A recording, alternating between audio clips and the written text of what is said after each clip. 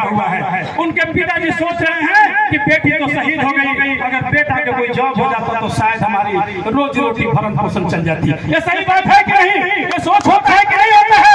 लेकिन सरकार की नजर में इस दिमाग में नहीं है। केंद्र सरकार हो या राज्य सरकार हो, इसकी कमेटी के गठन होनी चाहिए या कानून में संशोधन होना चाहिए। सैनिक हमारा सर्वोपरि है। आज सैनिक वहाँ पर है तो यहाँ हम सुरक्षित है कि नहीं है? बताइए। लाखों यहाँ जवान तैयारी कर रहे हैं सैनिकों के लिए, अग्निवीर बना दिया। हम तमाम सारे मंचों से बोलते हैं, हमारे सर भी बोलते आए हैं, अग्निवीर बना दिया। अरे अपने बेटा को अग्निवीर बना दो, IAS PCS को अग्निवीर बना दो, तब हम जानेंगे।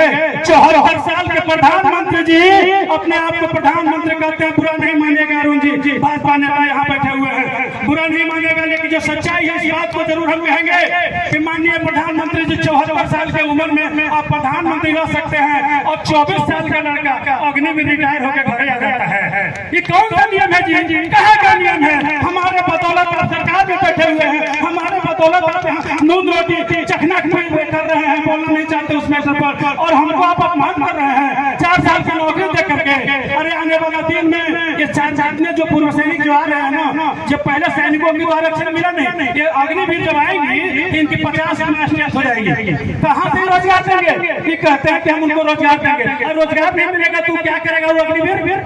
जानते हैं इसके बारे में? वो बंदूक उठाएगा, शूटर बनेगा, आतंकवादी बनेगा, उग्रवादी बनेगा। फिर आप क्या कहिएगा? क्या ये तो सैनिक और अनडिसिप्लिन है, उग्रवादी बनेगा। आप मजबूर कर रहे हैं उसको, आप उसको मजबूर कर रहे हैं। हम ऐसी बात को भर्सना करते हैं। हम तमाम समूचे मंचों से कहे हैं कि हम अग्निवीर को कभी बर्दाश्त नहीं किया है, अन्य हम करेंगे। इनको बताइए पेंशन नहीं है, कविता कुमारी इनको पेंशन नहीं है, अर्धसैनिक CISF से रिटायर हुआ है, पेंशन है आपको? नहीं दे रहा है। अब बताइए कि जब पेंशन नहीं है, हमको तो पेंशन है क्योंकि हम पहले वाला में थे। अग्निवीर से पहले सुंदर बनाइए कि हम पहले होता न्यू पेंशन स्कीम के आपके बारे में बता देते हैं। शिक्षक लोग रिटायर हुए हैं, 2500 पेंशन है, 2500।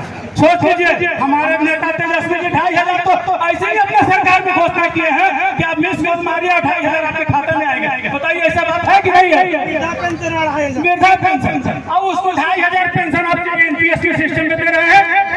हम इस चीज को तमाम ऐसे बातों को हम भर्सना करते हैं हमारे नौजवान साथियों, और हम चाहते हैं कि आप सैनिक की तैयारी तो कीजिए। हम लोग लड़ने के लिए तैयार हैं, भले ही कोई मंत्री विधायक बने या नहीं बने। हम तो कहते माननीय अपने नेता से, हम सांसद महोदय से कहते हैं, सारे पार्टी के मुख्य नेताओं से कहते हैं कि अगर निष्पक्ष आपको नेता चाहिए ना, तो आप सैनिक की टिकट दीजिए।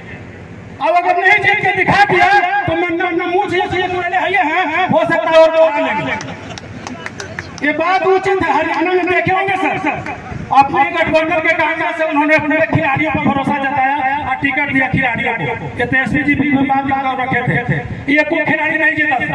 अब बीजेपी बड़ाई नहीं कर सकते हैं क्योंकि अमित पार्टी बीजेपी जितना सैनिक टिकट दिया सब जीत गया। अब बताइए कि इस बात को रखना पड़ेगा ना। लेकिन एक चीज हम बता रहे हैं, ये जितना बड़े बड़े नेता है ना, उस सैनिकों के अपने समकक्ष बैठक देना नहीं चाहता। अभी भी उनकी सोच है कि सिपाही से रिटायर हो तो हमारे हथियार लेकर सिक्योरिटी।